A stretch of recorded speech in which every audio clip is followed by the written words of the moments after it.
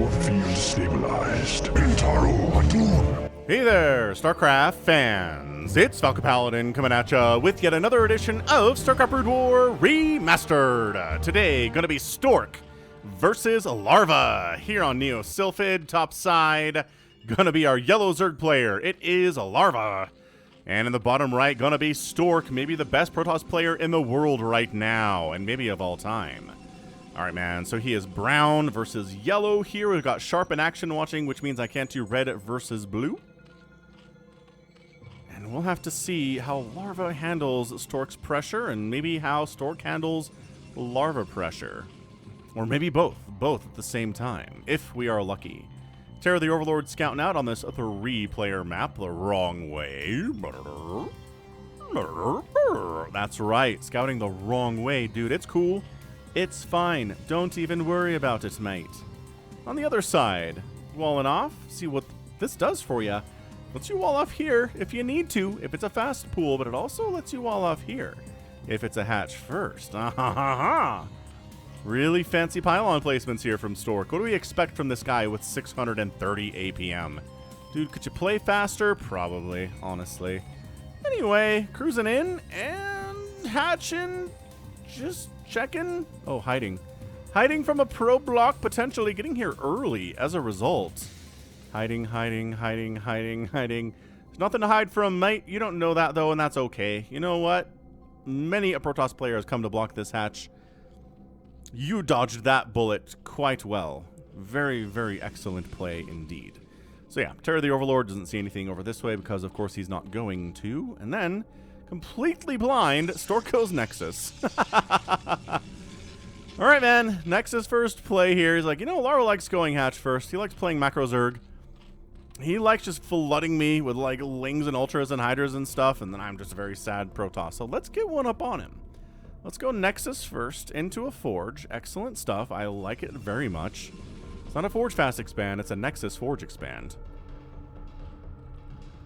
And there's really, I mean, there's nothing. There's nothing that Larva can do to punish this and shut it down. Both players' APMs drop it into the 490s. Actually, Larva having a higher APM at the moment. 490, 470 compared to the 430 for Stork. Drone, I think, just wants to see if this Nexus gets canceled or something. Like, it was just kind of a crazy mind game, potentially, but I don't know. Gateway's getting tossed up. I think the drone, he's pulled 3 probes off the line, so that's pretty good for him. And then he escapes with his life, which is wonderful. Probe on the other side, scouting out, trying to see what's going on, and has perfect eyes on all things. Because, you know, not much you can do to take down a scouting probe until speed's done. Which is a long way off, because the extractor just finished building. So this is a tricky map for thirds, right? If you want to get a third base, to try to match the 2-base economy of your enemy's Stork, where do you go? Do you take it here? I guess. We're not dealing with the Terran, where they set up tanks down on this low ground and just blast your base. Over here, maybe, though. Not a bad idea for a quick third if you want to go for one of those. Or sneak it over here. There's a smaller ramp to defend, potentially. Not bad. What's he gonna do? Or, oh, third base is over here. Of course. Of course he does. I'm worried. I'm worried about Zealot pressure over there. Like, immensely worried about Zealots showing up over there. But you know what? He's right. He's like right to play the standard. He's right to go for the third base, being at the natural of somewhere where the enemy didn't spawn. You do this on Fighting Spirit. You do this on Circuit Breakers. This is probably about as far away from your natural base as it would be on, like, Fighting Spirit, too. So, reasonable stuff. Again, Lair coming in before the metabolic boost upgrade. And Overlord pokes his head in to see what's what, catches some cannon shots to the face. Catches a lot of cannon shots to the face, and the back of the head as well, and the butt. The Overlord butt takes some hits at the same time. Gateway? Yeah, Stargate, rather. I was thinking Stargate, my brain said Gateway, because I'm dumb. Zerglings do chase down and kill this probe without metabolic boost. Props to those dudes. Way to go. They did kill a probe. Yeah, I'm pretty sure I caught that. I saw what was going on there. Lair finishes. Spire timing perfecto. Utterly perfect. And air weapons on the way, which indicates more Corsairs than just the, like, 3. More Corsairs than just the 2, possibly. Or the 3. It's usually 4, 5, 6, 8, 10 Corsairs, potentially.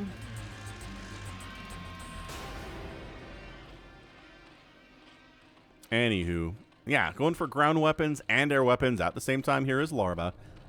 Really appreciating that stuff from him. And a Citadel of Adun is on the way next. So whether that's DTs or whether that is speed lots, we'll have to see what Larva's up to here again. Thanks for hanging out on the channel. Hit that like button if you're enjoying the cast so far. If you like what you're seeing from both of these players. High-level stuff, and a lot of the games that I cast have never been cast anywhere else. And if they've been cast, it's only been in Korean and not in English. So, I mean, if you want new Brood War content, this is the place to go. This is an RJB replay that he sent to me over Discord, or just over a large pack. He might have emailed me at some point, too. But yeah, check him out. Check out RJB StarCraft in the YouTube. I'll put a link to his channel in the description here as well. Check him out. So how's Larva doing? He's okay. Right? This Overlord might die, but there are Scourge being produced, and they don't take that long to build. It's like, not fast enough, Falcon. They don't build quickly enough for me. Fare thee well, cruel world. And the Corsair gets out of there, because it knows what it did, and it knows what's coming for it. Templar Archives coming in. Zerglings can't poke through here. Too many Zealots, cannon behind it. I love the 4th base, though. Again, Larva, one of the better macro Zerg players in the world. Just really scary good at macro. We've seen so many games from him where he's just like, I don't really need defilers. Late game here, I'm just going to make a million Zerglings and Hydras. And like I said earlier, some Ultralisks just kind of run in there and overwhelm you slowly. It's a very Zerg swarmy thing to do.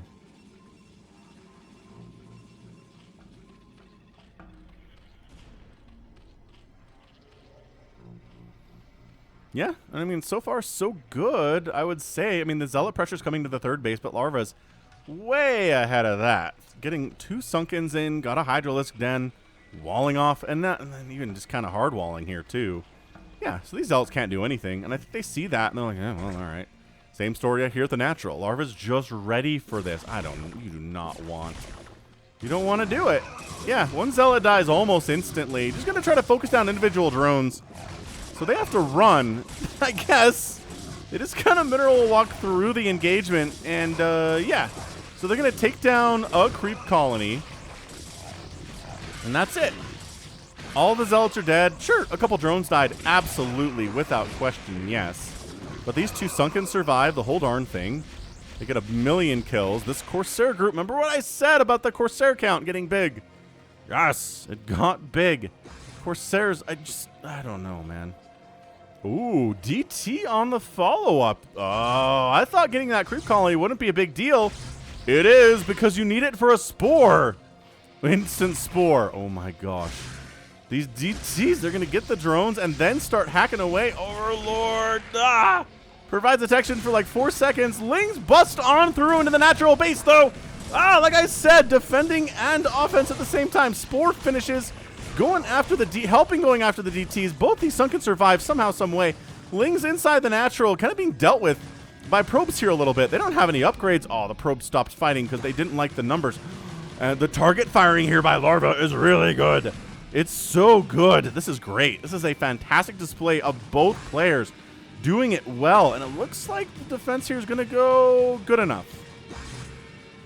Good enough. Natural base didn't die. Not too many probes went down. Still 33 probes to 30 drones. Is there a spore at the natural base? No. Oh, did Scourge take... I think Scourge got a Corsair. Oh, this is where...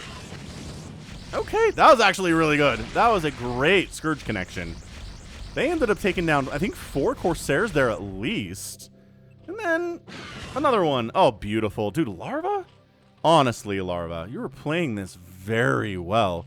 Stork did some damage to you at your 3rd base. Not going to say he didn't. A lot of drones have died. But the counterattack into the natural was amazing. The 3rd base is in trouble.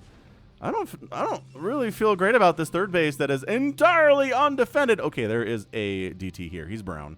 He's cloaked. He kind of completely blends in with his surroundings here, which I mean, that's what they're supposed to do, right? Scourge can hang out inside the natural base of Stork because there are no cannons left. Cannons are dead. They scout High Templar coming out because, of course, there's High Templar. Why wouldn't there be? This DT snuck into this 4th base. Got a couple kills, maybe. Maybe he's been here the whole time. Maybe he snuck down from the 3rd engagement into the 4th. Oh, look at this Overlord dying, though. Oh, wait, hang on. These are Scourge. It's cool. Yeah, remember what I was like? Dude, where is your detection? Can't bring it. The Overlords can't survive. There's Corsairs about. And by that I mean there's not that many Corsairs about, actually. How many Corsairs are there? We might have lost all of them. Stork fan's not happy about that. He invested a lot into building Corsairs and getting them upgrades. Oh, now look who can go Mutalisks. Now look who's going Mutas. Oh, picking off those high temp. We've seen this. We've seen this recently on the channel. Queen did this to Mini, I want to say. On Bloody Ridge, I believe the map was. He went Mutas. He picked off the High Templar. I think this was just last week. This was not too long ago. Or maybe 10 days ago or something. But, yeah, and he picked off the High Templar, and then everything the Zerg was trying to do was just thrown off at that point. So the Mutas are forced to reveal themselves as the Archon dies, and there's really no threat to the Mutas anymore. But the Zealots are a threat because they take so long to kill. There we go. Sunken Muta combination is not bad that way. 86 to 71 total supply in favor of Larva. 3rd base is technically here. Do you feel good about it if you're a Protoss fan right now? No. Because there's Mutas out. And the TTs can't do jack all against Mutalisks. Oh, the splash damage against Mike. The splash against the DT? Wait. Can splash damage hit D? Do I not know that? Either way, the 3rd base is toast. Man, Stork. We've seen so many games where Protoss goes for Corsairs, and they're very effective, right? They're incredibly effective. And it looks like Scourge can't do anything about them, but today, Larva Scourge have done amazing things about them. Like, sick, incredible things about them. Muta's trying to pick off individual probes over this way. The Corsairs getting some decent hits off on that ball of Muta. Yeah, they're not particularly... more healthy than I was expecting, but I mean, this is 4 base to 2 base. Your basic math, like any kindergartner could be like, what number is bigger, 4 or 2? And they'd be like, yeah, definitely. It's definitely 4. I mean, kindergartners, maybe not right when they get into kindergarten. You know what I mean. I really can't believe it doesn't have Overlord speed yet. Like, just the ability to run or chase DTs. It's insanely important. He's just like, nah, slow Overlords, I'll get the job done. He's not even researching it. Insane. Absolutely insane. But Stork, he can't. He can't do it. He can't get this 3rd up. Muta's getting some really nice shots off on those Zealots. Even if they can't kill them, they could still do enough damage to weaken them. It's almost like plaguing them so that in future battles, they're not as good. Mutas... yeah, they gotta pull back. The Corsair count has been rebuilt very well. I mean, I thought we were just done with those, but nah, it was hiding them. I like it. Getting an Evolution Chamber, a Queen's Nest. If he can just kill this 3rd, it's GG. And whether or not he can is really just up to Corsair control. Because I generally feel like, oh man, if you just stand there and kind of take the kits, doesn't necessarily go great for you. Those cannons coming up at that 3rd base are so important. Oh, we're shuttling Archons in. Okay. Archons and Zealots getting shuttled into this 4th base. There's only a Sunken and a couple Lings here to defend. And the Mutas aren't going to be very hot about this, but guess who just made a bunch of Hydras? In preparation for this, it seems like. So yeah, yes, these Archons are dead. A lot of Hydras are also dead, but the Archons are dead. And then, you know, decent micro this way. Another Overlord dead. How much of that is due to the fact that the Overlords can't run? All they can do is walk. They can ponderously walk, which is so funny. Muta's trying to kill individual Corsairs while taking hits, though. Oh, no. The splits are good. Oh, but probably not good enough. Stork. Is he making a comeback here? Dude, it is tough to go from 2 base Protoss to a 4 basing Zerg. You know what? If you can use some good Corsair play and some decent drops to mess with your opponent a little bit and slow him down a tiny bit, maybe it'll work. The larger problem here is that once you've made these many Corsairs, the Zerg's like, okay, Mass Hydra it is then. How many High Templar do you have? Well, you've been making Archons with your High Templar, so Not that many. Hey, the Overlord speed is done. Hooray! Didn't save that guy. It doesn't usually, but it makes them feel better if they can retreat. Wow, just kind of right in here, huh? Ooh, High Templar. High Templar are here. The storms are going to have to be godlike, and they are Stork storms, mind you, and speed lots. Okay, good storm, fine. Fine, good storm, but 5th base coming in from Larva, and a 6th base from Larva, too. Going after the places I suggested he should get his 3rd bases. Instead, they are his 5th and his 6th. Because, obviously, just had a brain fart there. Man, it was the first day of school for my kids, and it was just a lot. It was a lot. I had to get back in the routine for homework and, like, early bedtimes, and yeah, the summer schedule is a little different from the school schedule, as we all know. Adrenal glands on the way. My favorite upgrade in the game, quite possibly, and just how much it changes the game. Getting Adrenal, okay, in ZVZ it usually doesn't matter, because you're never getting to Hive Tech anyway. And if you are getting to Hive Tech, the enemy has Lurkers, and your Adrenal Lings are just not gonna do anything to Lurkers. Maybe. Maybe if you get a full surround on them and there aren't that many Lurkers, or whatever. But it's 159 to 114 supply. Stork's in trouble. He's got 3 bases. He's happy-ish about it. He really wishes he had a 4th, and he's thinking about taking a 4th. He doesn't have the money for that, though. And I think Larva might be checking this. He's heading that way now. So, yeah, I don't think Stork's going to be allowed to have a 4th base. Not in that spot, anyway. Yeah, this probe is just... this probe never did no harm to anyone. Actually, he might have killed some Lings, so maybe this is fair revenge. Lurker is out. Maelstrom on the way from Stork. Love us a good Maelstrom. Oh, look at this boy. Look at this guy. This Dark Archon here. Having a good time. All right, coming in from 3 different angles. Here comes a Larva. Left side, top side gets shoved away. Left side, the storms are coming to try to get them away. Decent storms. Another really decent storm. Bruising up those Lurkers so that the cannons can finish them off. I love that. I like it a lot. Dark Archon's like, I don't have my Maelstrom spell yet.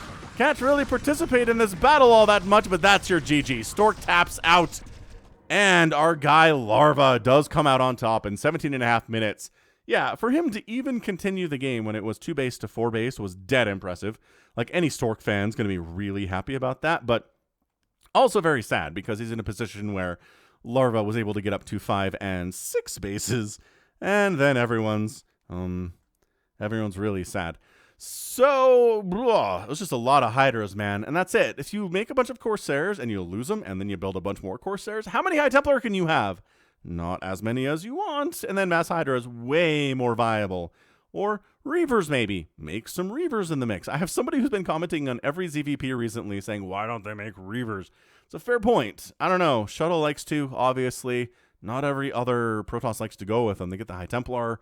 Try to make the Corsair map control thing work where DTs can run free. If it works, it works. If it doesn't, you're in trouble. And that's what we're seeing here from Stork. Dark Archon's hiding up here. I see you, though. I can see you through the fog of war, my friend. Yeah, that Ling attack into the natural was really tough for Stork to deal with. And I think Larva just did a better job defending up here against the DT Corsair stuff, and especially against this Archon Zealot stuff. Just a bunch of Hydras came in at the right time. He saw it coming. He dealt with it very well. Didn't lose that many drones. He's got 57 workers at the stage of the game. And then just Larva expanding, doing his thing. Once again, no defilers on site. Lurker, Hydra, Ling, Muta, Scourge. Those are the units produced today. The end. These Lurkers have 0 kills, too. They aren't really that particular. I mean, Stork handling of like 6 Lurkers showing up at his front door was, it was magnifique. It was very well done. He storms them. They're all very low on HP, and then the cannon's just like, Lurker dead, Lurker dead, Lurker dead, Lurker dead. Just wipes them out, but then he doesn't have enough for all the Hydras. The Lurkers are not part of it. Maybe they ate some storms that would have otherwise gone onto these Hydras and maybe kind of changed the engagement, but 2020, nobody has 2020 vision, only in the hindsight, right? 116,000 points there from Larva, 93,000 from Stork. Did he get outproduced 4-1 today? Stork did. Outkilled the Zerg player 2-1, but as you can tell, the math, what's bigger, 4 or 2? And outspent, yeah, 36,000 and 29,000. So pretty solid 7,000 resources spent discrepancy there. And that explains a lot. That's pretty much everything. These two tabs, units and resources. StarCraft can be a simple game sometimes. And I don't mean that to like, I don't want to sound arrogant by saying that, but seriously, if you just have more bases than your opponent and mine more resources than they do and have a better kill-death ratio than they do, then you just win. Do you have to do a million things to make that come to pass? Yeah, absolutely. But, you know, when you put it that way, it's pretty simple. So good and excellent. So well done. That's going to be it for me today. This has been Falcon Paladin coming at you with yet another edition of StarCraft Brood War Remastered. Go ahead, hit that like button, hit that subscribe if you like what you saw and what you heard today. You can also catch me on Twitter, Facebook, Patreon, and Twitch, all at /Falcon Paladin. And until next time, as always, thank you so much for watching, and you take care of yourself.